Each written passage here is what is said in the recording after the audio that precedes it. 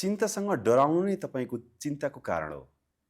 यदि तपाईँले चिन्तालाई स्वीकार गर्नुभयो भने कुनै चिन्ताले तपाईँलाई छुन सक्ने छैन। नमस्कार, म डाक्टर प्रकाश। आज म यहाँहरूलाई दैनिक जीवनमा आउने चिन्ताहरूलाई कसरी नियन्त्रण गर्ने, कसरी म्यानेज गर्ने, यस्तो विषयमा बताउन जानेछु। चिन्ता नआउने व्यक्ति कोही पनि हुँदैन। हरेक व्यक्तिलाई केही न केहीको चिन्ता भइरहेको छ।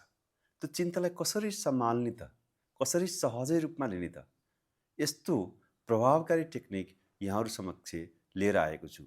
भिडियोलाई अन्तिमसम्म हेर्नुहोला र यो एकाउन्टलाई फलो गर्न नभुल्नुहोला। सबैभन्दा पहिले त हामी दुखी हुनुको मूल कारण हाम्रो विचार हो। यो विचारलाई सही तरिकाले रेगुलेट गर्न सकियो भने हामी दुःखमुक्त हुन सक्छौँ। यो विचारलाई जति सक्यो कम गराउनु पर्यो। जति विचार धेरै चल्छ त्यति नै दुखी हुन्छौँ। सम्पूर्ण तनाव भनेकै विचार धेरै चल्नु हो। तर हामी नचाहँदै पनि विचार त चलिरहन्छ। त्यस्तो अवस्थामा के गर्ने? विचारप्रति माइन्डफुल हुने, सचेत हुने, विचारप्रति कुनै प्रतिक्रिया नगर्ने। सम्पूर्ण तनाव भनेको हाम्रो प्रतिक्रियाबाट उत्पन्न हुन्छ।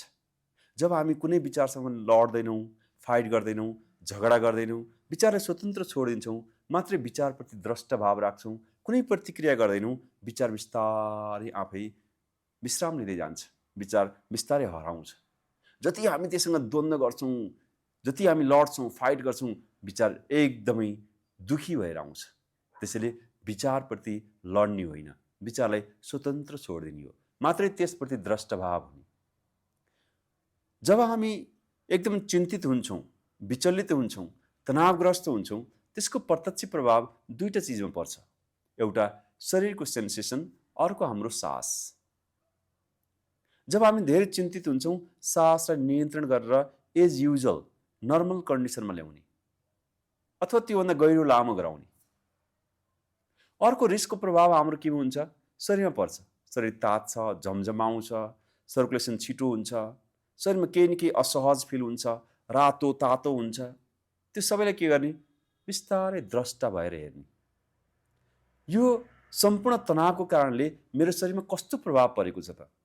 शरीरमा कहाँ कस्तो किसिमको भाइब्रेसन आएको छ, कस्तो किसिमको सर्कुलेसन, कस्तो किसिमको श्वास प्रश्वास, कस्तो किसिमको संवेदना, त्यसको कारणले हाम्रो ब्रेनमा कस्तो प्रभाव परेको छ, मुटुमा कस्तो प्रभाव परेको छ, सासमा कस्तो प्रभाव परेको छ, रक्त सञ्चारमा कस्तो प्रभाव परेको छ, पुरा त्यसलाई अब्जर्भ गर्ने।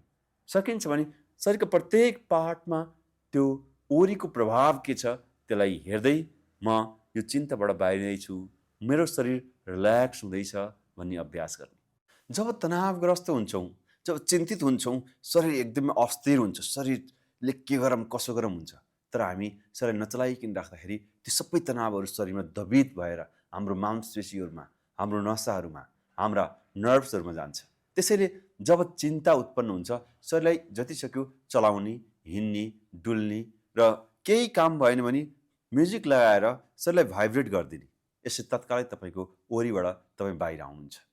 जब तपाईँ धेरै चिन्तित हुनुहुन्छ, त्यस्तो अवस्थामा सकिन्छ त्यसको समाधान गर्ने स्ट्राटेजी बनाउने, त्यो समस्यालाई सानो सानो भागमा डिभाइड गर्ने, अथवा त्यो लजिकल्ली सल्भ हुने छ त्यसलाई हामी सोचेर, विचारण गरेर, चिन्तन गरेर, मनन गरेर त्यो सोलुसन हुन्छ भने त्यसलाई सोलुसन गर्ने। यदि हुँदैन भने सोलुसनको अपेक्षा नै नराख्ने। जब हामी अपेक्षा राख्दैनौँ, हामी दुखी हुँदैनौँ। दुखी हुनुको कारण हामी सुखी हुनको लागि अपेक्षा राखिरहेका हुन्छौँ। जब सुखी हुने अपेक्षा नै छैन, कसरी दुखी बन्नुहुन्छ? सकिन्छ त्यसलाई सर्ट आउट गरौँ, सल्भ गरौँ, सकिँदैन त्यसलाई स्वीकार गरौँ। स्वीकारोक्ति गर्ने क्षमता आफूमा डेभलप गरौँ। यसले तपाईँलाई चिन्तामुक्त गराउँछ। चिन्ताबाट बाहिर आउनको लागि हामी जहिले पनि चिन्तालाई रोक्ने प्रयत्न गर्छौँ, चिन्तालाई हटाउने प्रयत्न गर्छौँ। तपाईँले यस्तो अभ्यास गर्नुहोस्, सबै चिन्ता आइज। चिन्ता आउनको लागि समय छुट्याइदिउँ। म 15-20 मिनट एकदमै चिन्तित हुँदैछु, सबै चिन्तालाई स्वीकार गर्छु, सबै चिन्तालाई वेलकम गर्छु, सबै चिन्ता आइज, सबै चिन्ता आइज। बस म एकदमै एक्सट्रिम चिन्तित पोजिसनमा जान चाहन्छु।